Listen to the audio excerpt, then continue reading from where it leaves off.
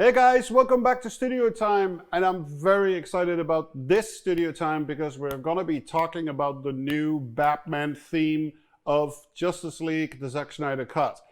Let me explain to you first, why is there a new Batman theme? Not because I wasn't happy what was in Batman vs. Superman, but because we are in a new chapter of Batman's life. In Batman vs. Superman, the background of Batman was very much emphasized, which was a very melodramatic, sad, tormented past. And he was also pretty melancholic in that whole movie. In this movie, a new chapter is starting for Batman, and it would warrant a whole new music chapter as well to go with it. Obviously, what I'm going to play you right now is a natural progression of where we were in Batman vs. Superman, moving into Justice League. So, I want to play you the suite, which is not on the soundtrack, because a lot of these elements are being used in the movie with like expansions on it. So, in this suite, it starts with what later would become the Bat Signal, which is a very much orchestral affair. And then for the action bits, it gets really electronic for a second, and then other elements are added to it. Then there is like some sort of a breakdown where there's like some sort of an adagio starting for moments where we feel Batman potentially is in danger, in peril. Is he gonna make it? And then we get another big action piece, and then it closes out with big choir, big orchestra with really big programming, electronic programming with it. So this little thing that I'm going to play you right now, is 6 minutes and 30 seconds, and I did multiple Batman suites. So this is one of them. This one is called Pointy Ears Action. Pointy Ears being Batman and action being action. So and I wrote a few of these and sent them to Zack to see what he felt, and he was very much in love with it. And we talked also about like where in the film certain things could play. So again, in the film, sometimes when you see Batman music, it's not always the same as what you hear it. Sometimes it's 100% orchestral when Batman is playing. Sometimes it's just choir.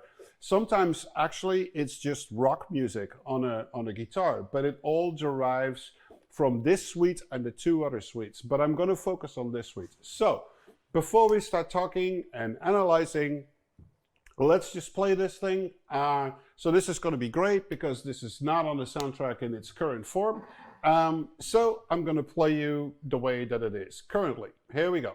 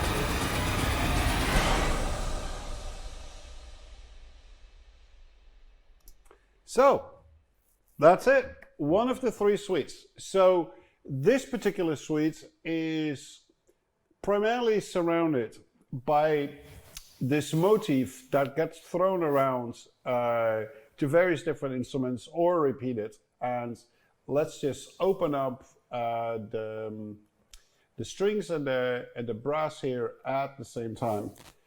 And I'm gonna make this a little clearer for you guys. Let's see. Okay, so here we have it.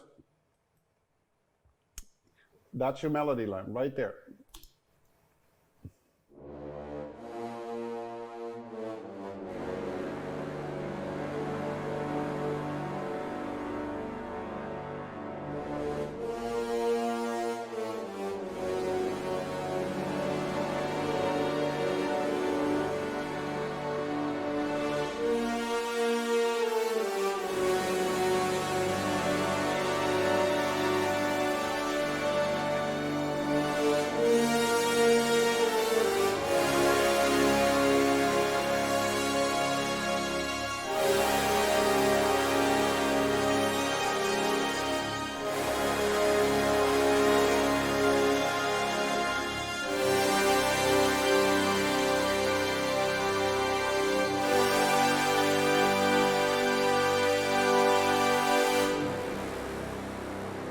So it's da da da da da. Again, I'm such a horrible singer, but let's do this again.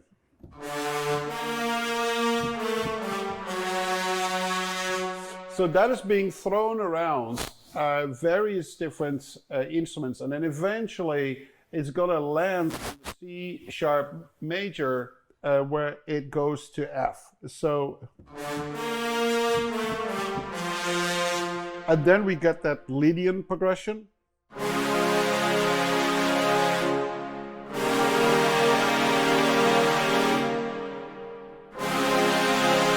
And then C sharp major 7.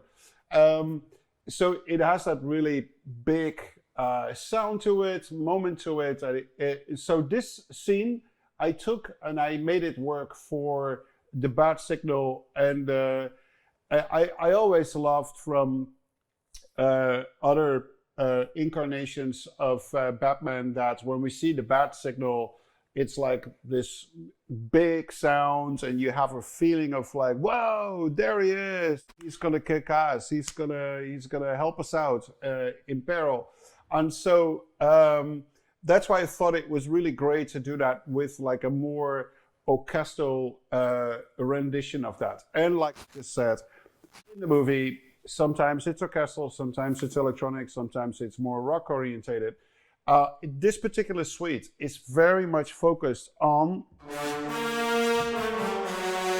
so that motif, and it's constantly being used as you heard. And so why would you need various different versions of the theme? Because especially in action movies, you sometimes only have a split second to play a little motif of a certain person before it then jumps back, let's say, in Wonder Woman, or it jumps into Steppenwolf.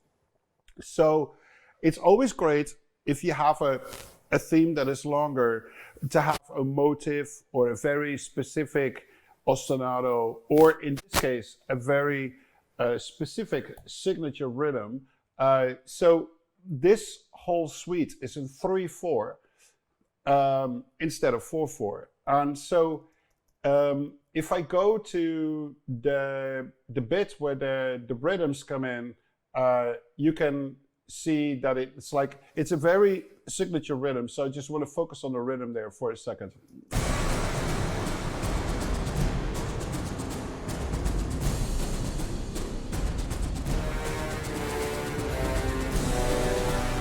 Ba, ba, ba, ba. So again, we hear that motif again. So in this case, this rhythm is a very signature rhythm. So when you hear it in the movie, you know that we're dealing with Batman. So if I go through the suite, a lot of it is very electronic in nature and sound effects. So we just talked a little bit about the orchestral side of things. So let's now focus a little bit about some of the other elements that are in here. there is some sounds, drum sounds that are electronic.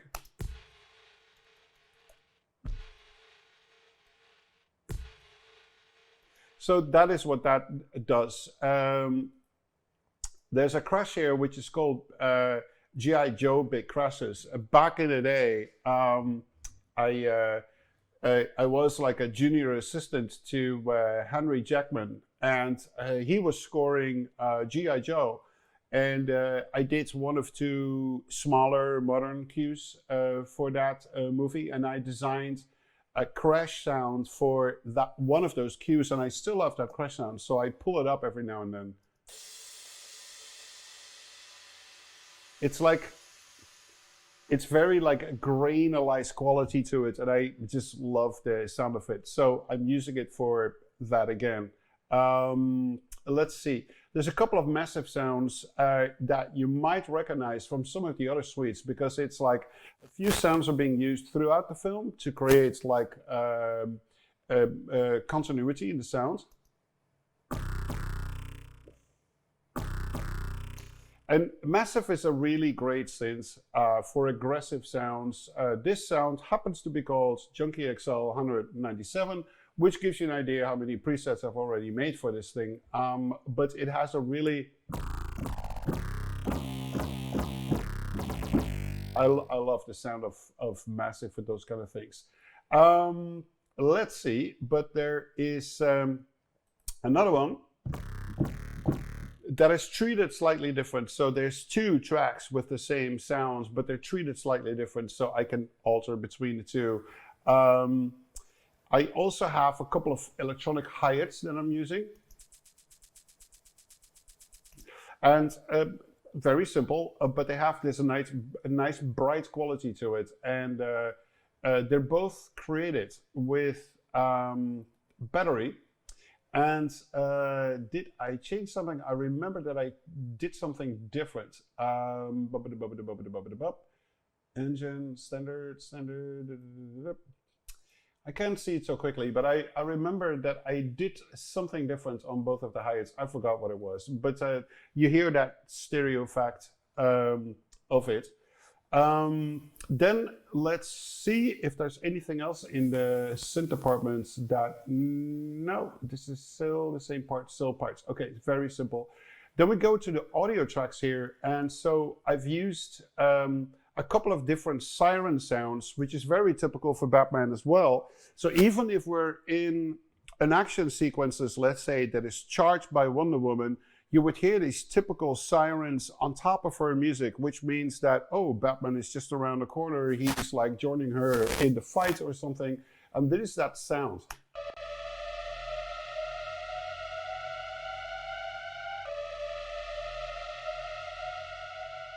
So you'll hear that throughout the movie. Don't ask me why I thought that was a cool idea. I thought it was a cool idea, and when I hear it now solo, I still think it's a great sound. So maybe it was a good choice. Here we see some more crashes, and these are just orchestral percussion samples from East West. And I treated them a little bit so they have a different quality. You hear that artificial high end? Also there. So I usually like to have some of these percussion samples as audio so I can manipulate them a little bit more. Here we see some drum tracks that are resampled, and I talked about that in other studio times. It's like I do my drum programming. So if we scroll down, you see, let's see. Oh, actually, in this case, I might turn all of them into audio. Yeah, I think I just altered them into audio to process them more aggressively. And I had some plugins open when I was playing back. I'm switching to the mixer window right now. And we see this plugin here by Suntoy's Little Radiator. Here again, Little Radiator. And it's really great for creating some distortion tones. I just love the sound of it. So let's play this rhythm of the toms being re-recorded.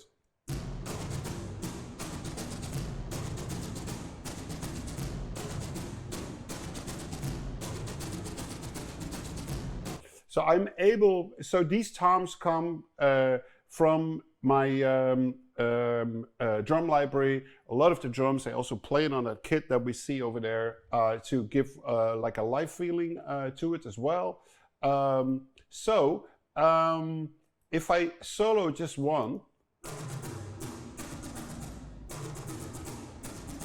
over there, over there. But that one sounds radically different than the one over there. So why is that so different? Well, because, ladies and gentlemen, if we look up on the window here where my mouse is going, it says transpose minus 9. And I explained this on some of the other suites. I think it was the Wonder Woman suite, where it's super effective when you record your drum rhythm in as audio, treat it, and then, for instance, do pitch shifting with it. So if I were to go up to 0, technically it should sound the same as the one on the left. And it almost does, if it not were for the fact I selected -1. So let's go to 0. And now they almost sound identical. So if I now go, let's say, +7, different character. If I go -7, different character. And this is more closer to what I had it. And the other thing that we just played is that big hit on the surdo.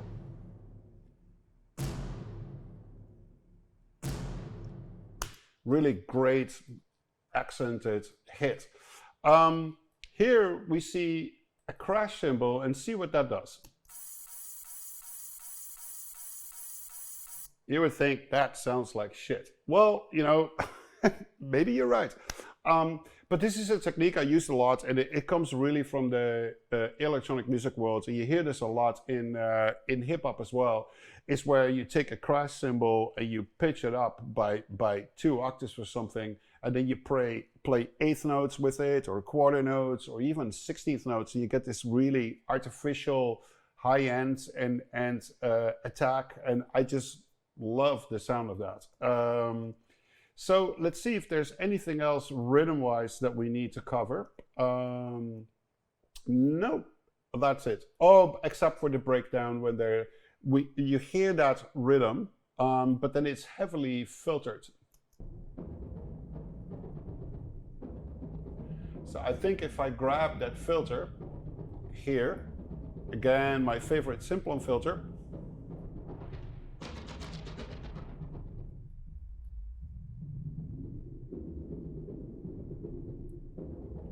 you can get like a really nice filtered sound. And I'm not sure if I automated this in the original suite or not.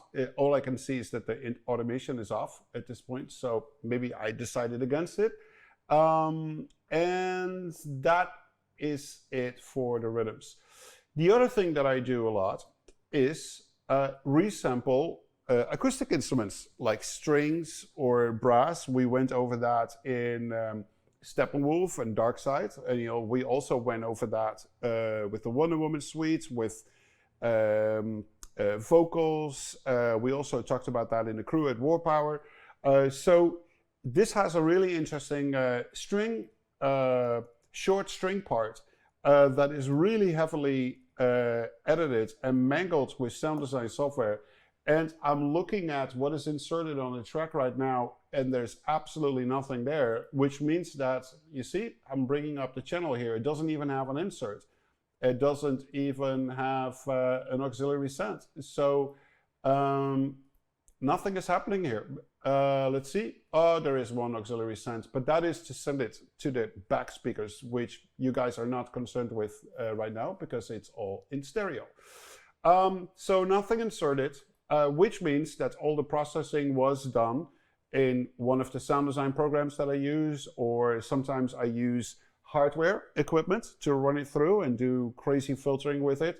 A lot of audio editing, and then see how I glue it together. I showed that a little bit in the Wonder Woman suite. Let's just play what this is.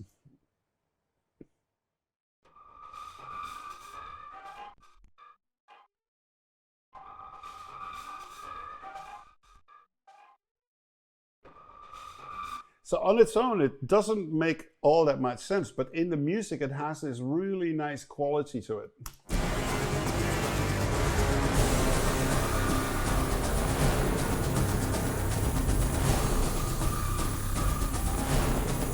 So I like little details like that. And if we then move on in the arrangement, we see a few more resamples happening of violins. And let's play these together and then we can see how where they're made off of.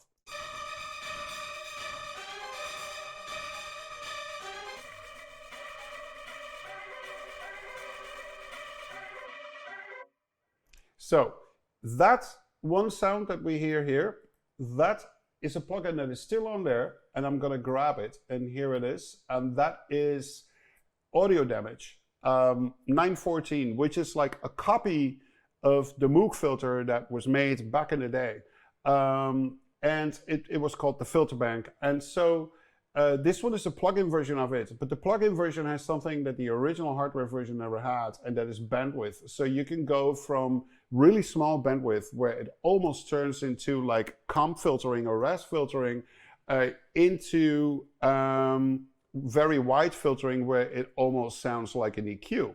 So let's just focus on that sound for a little bit, and let me just bypass the plugin for a second so you could hear the difference.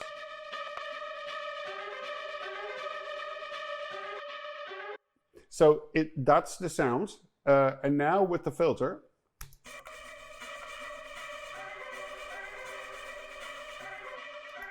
really lovely sounds. For me, so the combinations of these is another interesting color to use. One of them is really heavy distorting, which is this one. Let me play it again. Oh, that one is not too bad. This one, yeah, it's a little gnarly with the other things, but in the music it has that really nice quality to it. So let me just play that.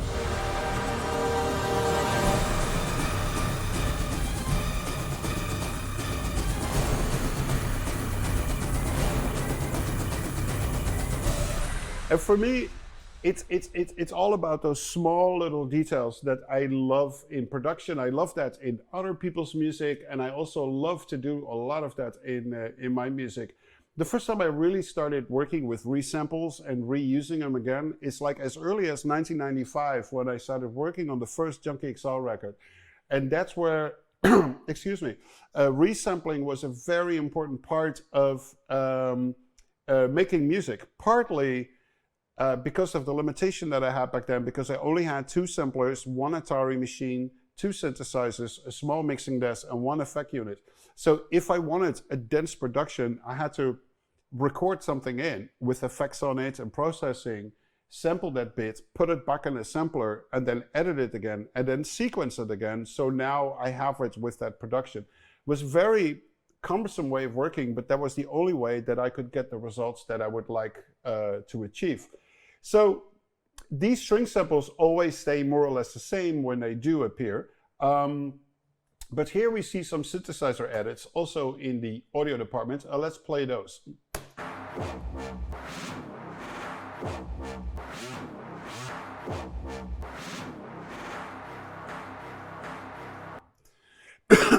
Again, in the Wonder Moment suite, I told you that there are really great ways to use existing plugins like the Stutter Edit by Isotope. There's a couple of other plugins. The other one that's really great is Ricochet by Audio Damage. Let's grab that one. It's Audio Damage. Is it Ricochet or Replicant? Maybe, no, it's not Ricochet, which is also a great plugin, don't get me wrong. It is the Replicant number 2. And here we have them. And so you can do really great repeating, stuttering, slicing it up, filtering it. It's a fantastic plugin. Audio Damage is a really sympathetic company that makes really great audio mangling plugins, I would say. You know, don't buy I don't know, something from them to look for a tube compressor that sounds like a real tube compressor. No, that's not what they do. What they do is great plugins that mangle the audio really bad. I have something stuck in my throat, but rescue is here. Water. So much better. Hey guys, we're back. We had to change some memory cards, and while we're replacing memory cards, in my mind, I came up with Joe Pesci in the second Lethal Weapon, and we were wondering how many times he said "okay" in that movie. Okay, okay, okay, okay, okay. So we found a clip on YouTube. It's ridiculous, like a few thousand times. Boy, is that movie funny. Anyway, so I was about to explain to you guys what brass stretch 1 is and strings stretch. So it's basically a string in the brass recording, but I did a lot of stretching on it and some other sound design stuff to create like some ominous stuff. So let's play the brass one. So this is actually a live recording, but I did some stretching on it and some sound design to create that darker tones.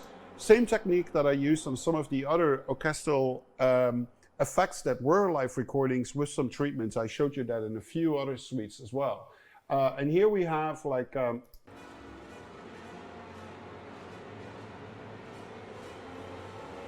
string rise being added to it,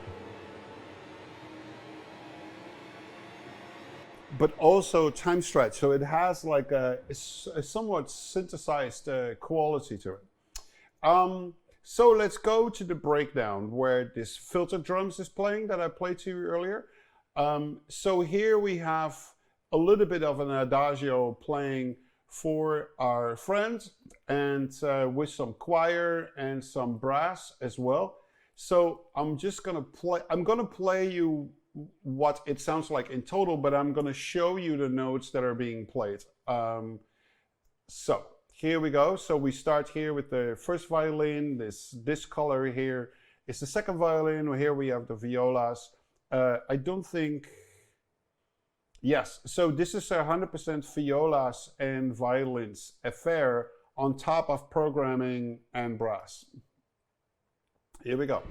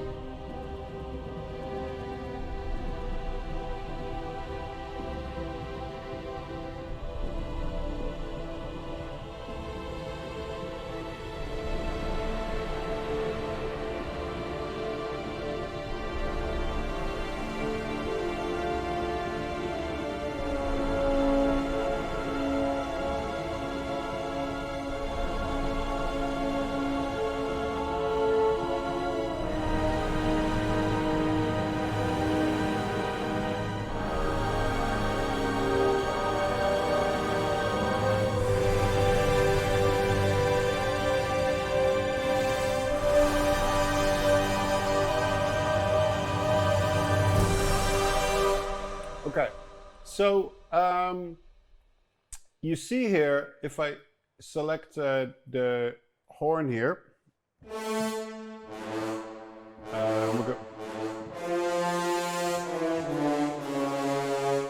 so it's that same melody that we talked about earlier with the bat signal, and it gets thrown around and thrown around. The notes are sometimes altered to make it work with tension chords underneath. And then it goes to this big ambivalent chord where it kind of wants to be G major, but then there's a C playing against it, and then it goes to C. So now it's a sus, and then it goes to this other tension chord here with that D sharp on top of the B major. So then we get to a section with a bunch of really big chords, and I want to show you the technique that I use here. I'm just gonna open up the brass for now, so it's very easy to see what is going on. So let's go to this section one more time, and then I'm gonna keep playing, and then we're gonna talk about it.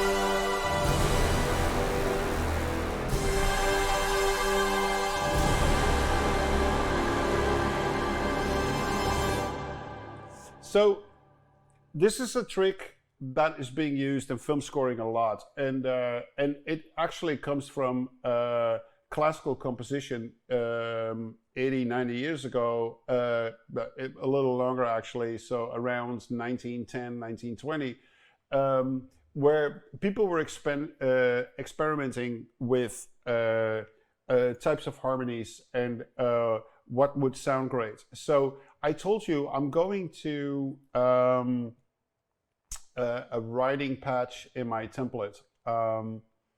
So let's go here. Strings.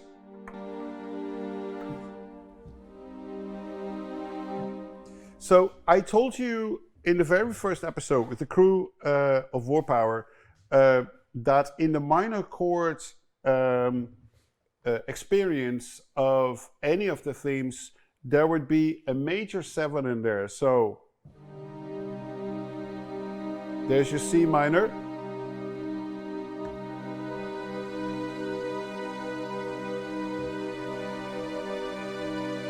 And that's the D. So it's a C minor with a natural B and a D in there. So it creates like tension between the E flat, but also here. So basically you have 2 major 7s playing at the same time. So if I were to voice it differently, major 7 here, major 7 there, and the only thing that sits in between is the G. So this can get you a whole lot of trickery when you play a chord. So for instance, if I play a C minor and then I go to the basses, but then in the bass I play a half a note below or a half a note up from my chords, so I keep creating that major 7 vibe, or if I extend it, a minor 9. Because if we were to reverse it, major 7, minor 9, but the same notes, right? So B, C, this is a minor 9. This is an octave, this is a minor 9. This is an octave, this is a major 7. So you have 2 incredible tools here. So if I play, for instance, a C minor, and I play a C in the bass, you create that same tension that we just talked about with the 2 notes. But a C sharp would create a major 7 between the C sharp and the C. But if I go and play a B, then I create a minor 9. So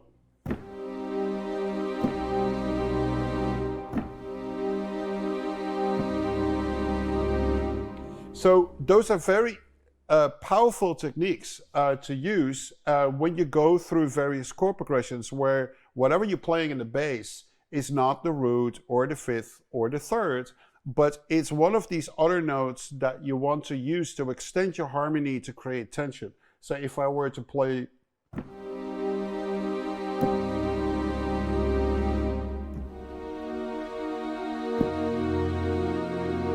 so what did I just play? C minor with the C sharp, F sharp minor with an F in the bass. So the bass progression is a major 3rd, the harmonic progression is a minor 3rd.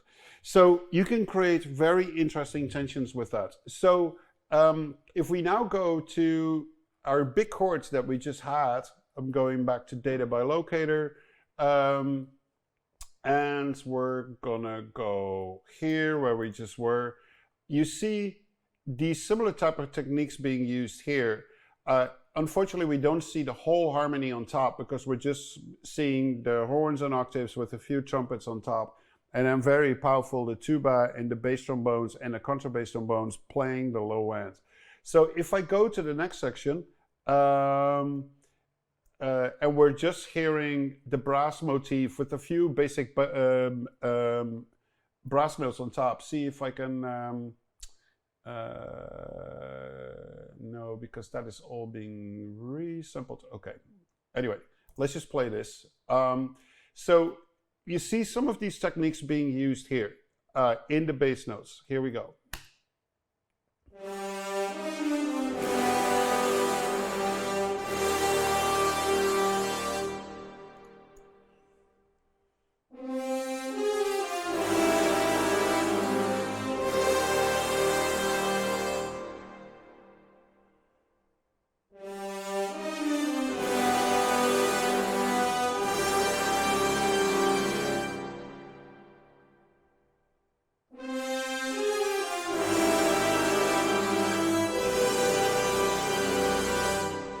So we're not hearing every harmony that goes with it, but some of these bass notes, they start or they end in that half-step relationship to either one of the chord tones to create that major 7 or a minor 9.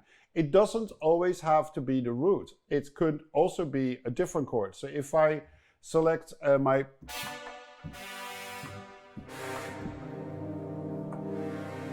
So if it's C minor, that's a B. C sharp, an A natural, an E natural, while the top chord is playing the E flat. That's the D playing against the E flat, so that's a major minor 9. That's the A flat against the C minor, so that would be a major 7 with the G. And that is the F sharp playing against the G, creating the minor 9. So you can create very interesting tension chords like that, especially if it's like with big timpani and with other things playing at the same time. So if we play that section one more time, but now with everything playing, you hear how powerful those low bass notes can sound against everything else that plays on top.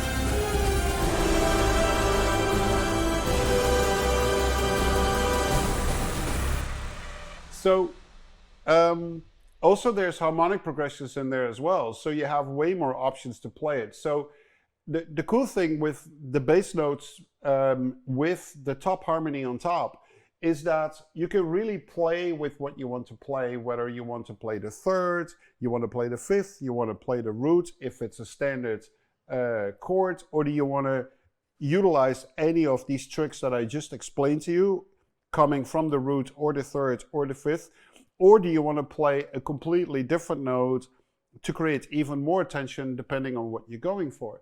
So that gives you an opportunity to be more creative with tension moments in film score. Again, very much utilized by the classic Hollywood film composers, but also somebody like John Williams utilizes it a lot with his action stuff.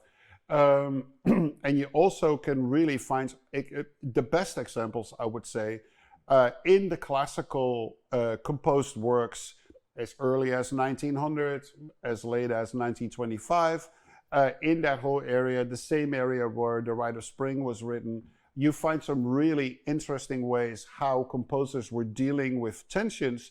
And back in the day, they were bending the rules to be able to get a harmonic palette that was stepping out of the really strict rules that were there for classical composers.